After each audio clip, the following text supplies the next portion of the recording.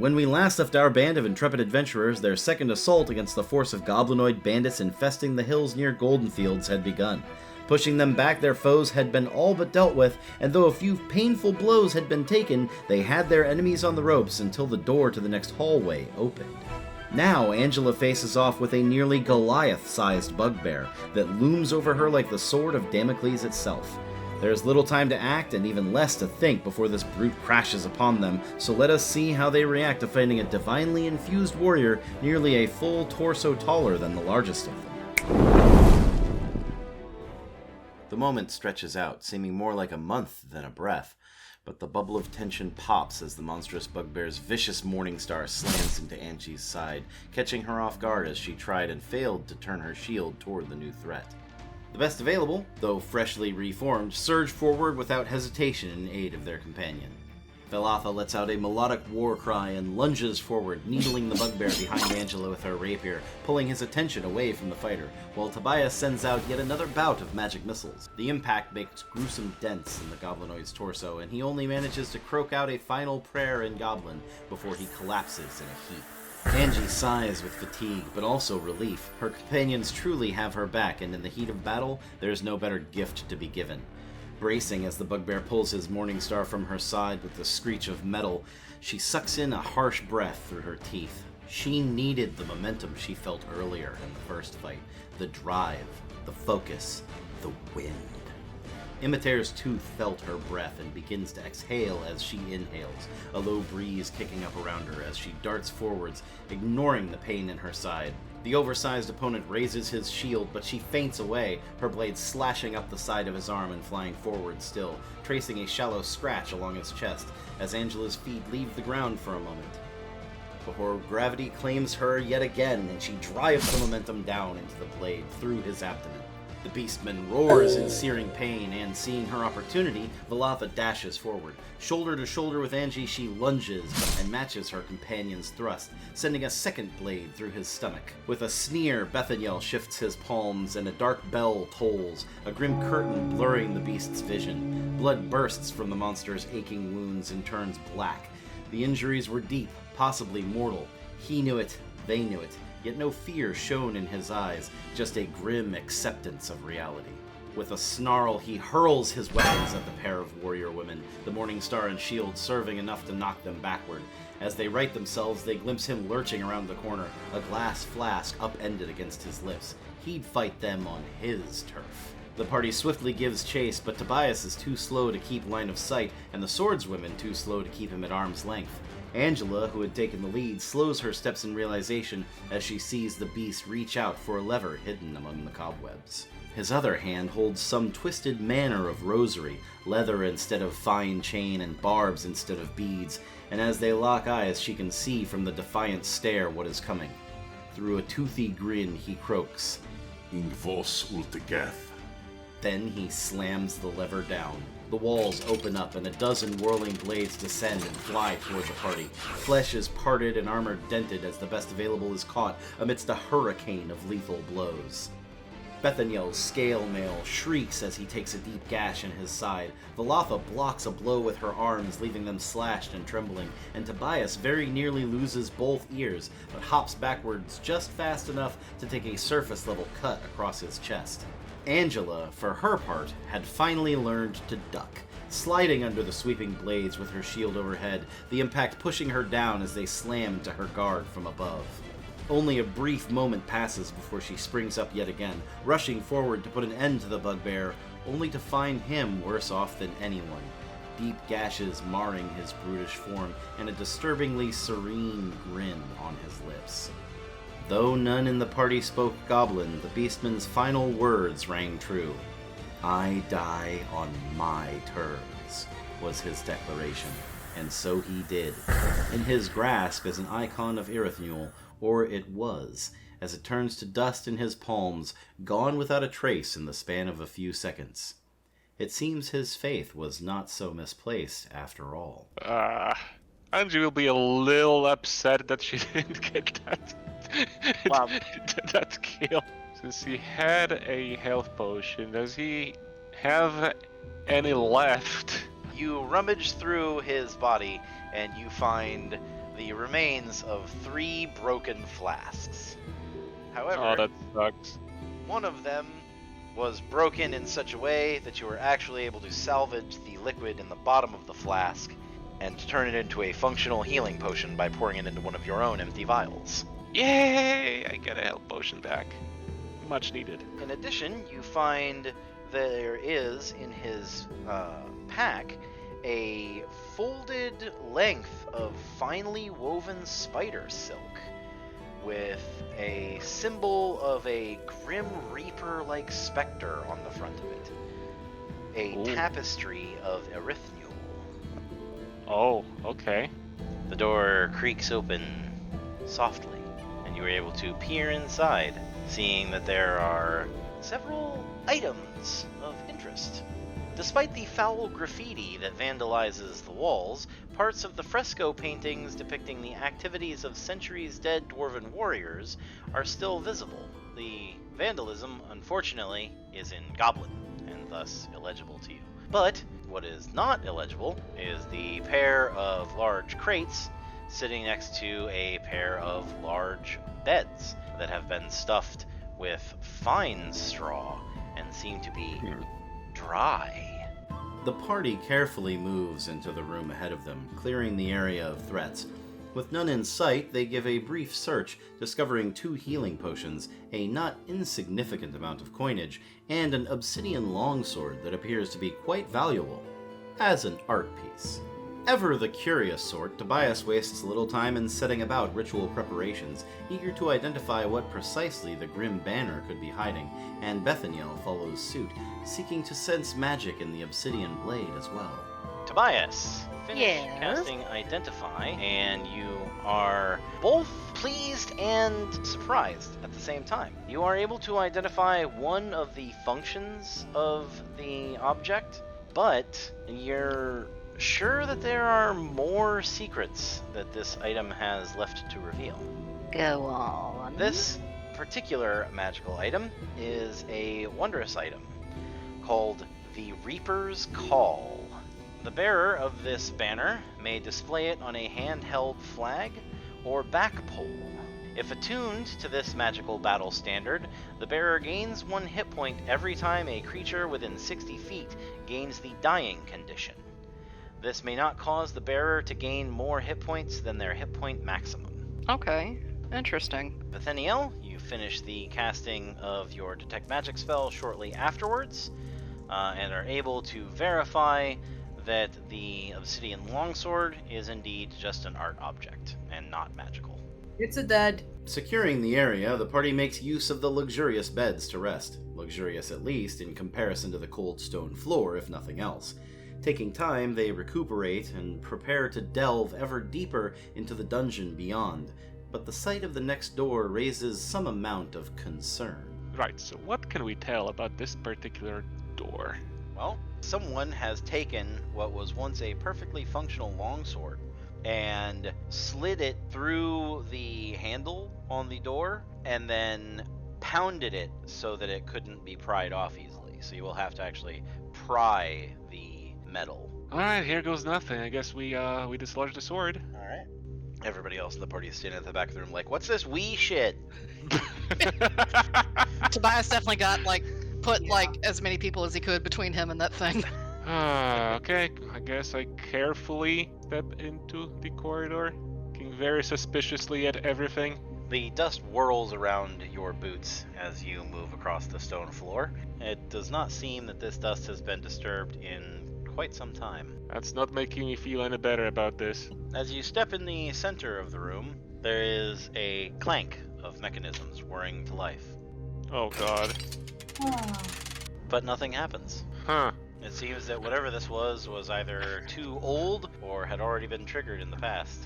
Oh god. You look a little jittery there. You don't say. A door with a large steel plate in the center, bearing a keyhole, stands in front of you. After a few moments of fiddling with the lock, there is a distinctive click, but it's the good kind. After just a moment of having been loosened, The door is wrenched from your grasp, ripping one of your thieves' tools, the small pick that was still in the lock, out of your hand, and hurtling it halfway across the room as this door as well slams into the stone wall beside it. That is weird as all hell. Thanks for your reassuring presence right behind me, guys. Jeez. You're quite welcome. You said you were fine. God damn it, everyone. Brushing off her unease, Angela moves forward, leaving the rest of the party following behind, at a safe enough distance. The group then passes through an antechamber, trapped with a magical alarm, but Angela spies it before setting it off. After a short inspection, Tobias's arcane knowledge determines that they can skirt past it and leave it undisturbed as they creep around the next corner. Oh, I see something way over there. Oh god. In the distance, there is a crystal dais, some kind of blue crystal that glows softly. And on top of this crystal dais is a crystalline skull, pale white and pulsing with gentle blue light. Okay. I guess our long-eared friend will want to have a look at that. Okay, well, I want to go here and see if I notice anything that might be a trap or a trigger before I go try to investigate it. Who is going first down the stairwell? Is it just Tobias going by himself? Yeah, he's just going up there because he's impatient and wants to see what this might be. As Tobias steps down onto one of the steps, there is a click, and the steps swing down, turning into a slide. Oh god. Yay! Oh god. No! Tobias has a front row seat to the 5-foot wide, 10-foot deep pit trap. Oh no!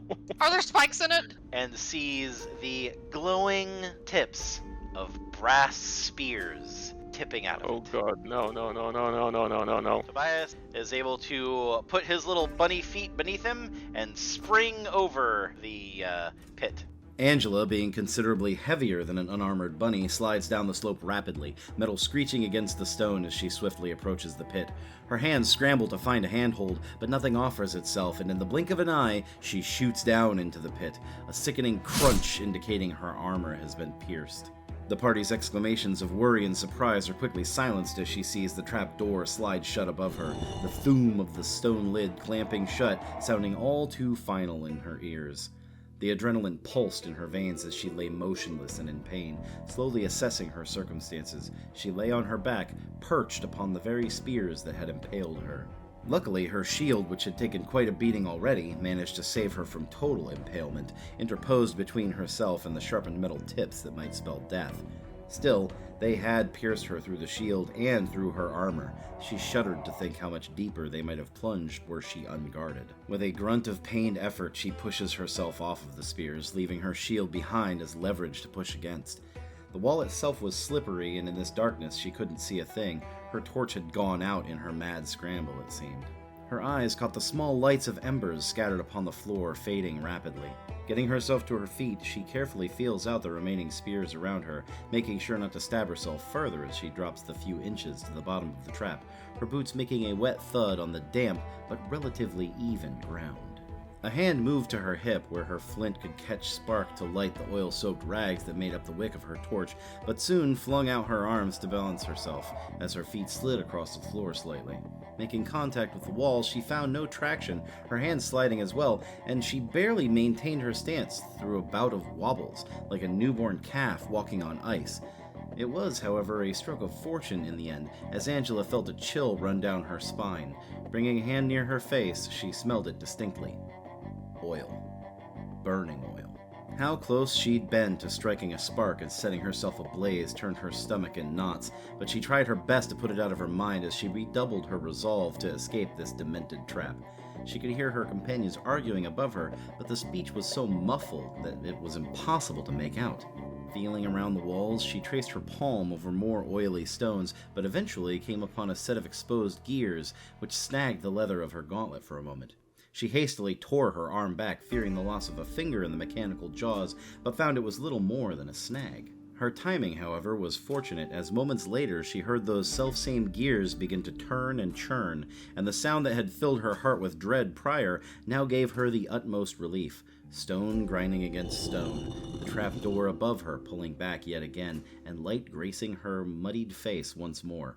Her companions had found a way to undo the contraption, granting her a path to freedom yet again. As her tension ebbed away slightly, she had only one thing on her mind, calling out urgently. I want out of this place! Like now! It slides up and ceases its momentum about 4 feet from the top, and you are able to climb out of the little greased up pit trap. I turn to look towards Angela.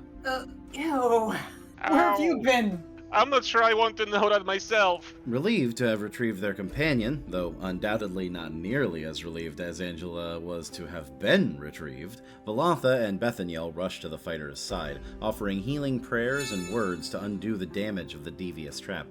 Tobias, for his part, stood to the side, looking quite sheepish indeed. Tobias kind of looks up at Angie, poking his little index fingers together, and just says, I'm terribly sorry about that. I didn't think I would create an entire slide by simply stepping forward to the pit. You understand, I hope? Oh, don't worry about it. There are traps everywhere here. Could have been any one of us. Well, at least you had armor. Gazes upon the pair of holes in her armor. You feeling any better? I'm a bad You man. need any mending? Yes, lots. I'm alright for now, thanks. Alright. Glowing crystal skull dais. Yeah. Yeah, that thing. The elephant in the room. The group stands in this ancient dwarven shrine. The 6 alcoves around you each contain the statue of an ancient hero of the stout folk. The glowing skull pulsates with a pale blue light. I didn't find any magic on the skull. The skull is most definitely magical. Are we touching it? I have a 10-foot pole. I was just gonna have Tobias run up and touch it. Do you want to touch it with the 10-foot pole, Nala? Yeah, I'm in 10-foot range from here, gently poking the skull. The skull rises up off of the dais and begins to speak. Okay. Does anyone speak Dwarven? Well, as a matter of fact, because that was a language spoken by some of the traders at the harbor in Waterdeep, Angie in fact did learn quite a bit of Dwarven. The message is relayed in Dwarven, a old dialect of Dwarven, but not one that you haven't heard before. The skull says, "The way is shut to all who serve the Red One. The red one. The scepter must be retrieved by the beard of Duval." Okay, let me jot it down real quick. The scepter must be retrieved. Yep. By the beard of Duval. Okay. Thank you, kind skull, for repeating that for us. No problem. A pair of spectral hands appear and it shoots finger guns at you.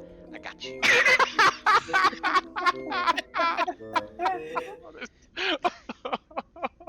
The exterior of the dais slides downward, revealing a hidden cache of goods ripe for the looting. A considerable amount of coin, multiple potions of healing of various qualities, potion of stone giant strength, and several spell scrolls that cause Tobias's eyes to go nearly as wide as his cheeky grin. Finally, some parchment not spoiled by mistreatment.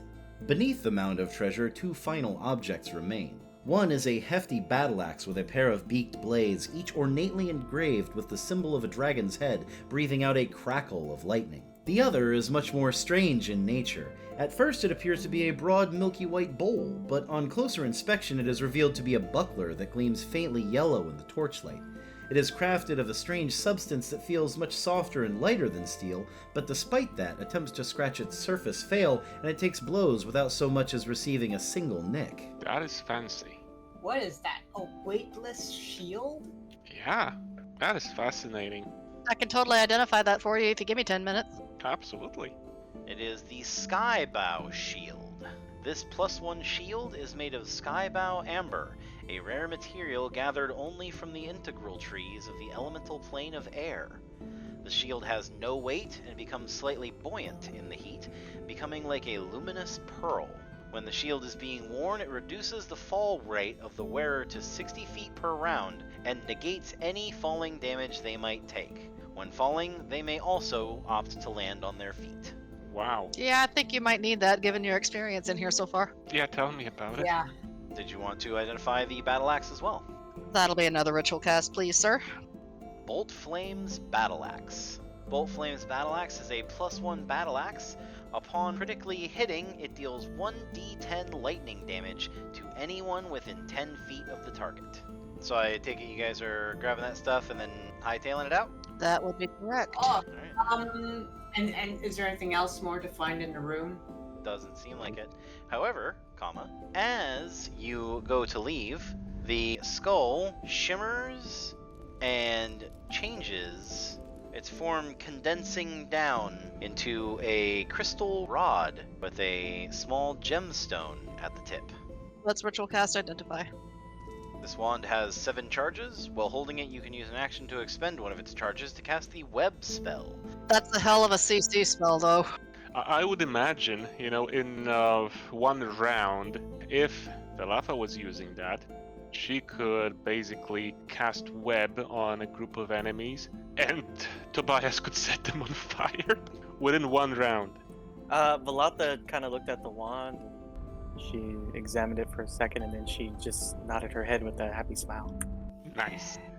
Then we're in agreement. Reveling in their success, the group departs the dungeon and thinks back on a question Zacharias had asked them regarding the name of their little band. Well, we were originally Blessed Blades, but I suppose we can use an adjustment to that. Yeah, because there were 2 clerics. And 2 fighters. Yeah. I believe we are the best available. You know what? That's not half bad. I like it. It's appropriate, and, we may not be the best, but we are the best available. That's great. Which could either mean we're literally the best in the business, or we're the best thing that you can call on right now. And now you know how they acquired the name The Best Available. They have come a long way since they started as the Blessed Blades, and now with their new moniker in hand, they can turn their attention to the next task. After all, there is still room for them to enhance their name, and thus their chance of entering the competition to find the treasure keys scattered inside of Undermountain. More traps and terrible foes surely await them in the future, but they move forward undeterred, their dedication to protecting the people of Waterdeep from the rising tide set firmly in their hearts. What comes next has a special place in my heart, and I hope you will join us once more as they search the savage frontier of Faerun for gold and glory. There's not much in the way of announcements this time around. I had a fantastic birthday celebration on the server and received this little beauty. Apparently our artists had been keeping this secret for some time, and I could not be happier with it. It looks amazing. Also, our editor got hit by a hurricane, but he got better. He is tough as nails, so nothing to worry about there, despite the fact that we all obviously worried about him a lot because he's a great friend.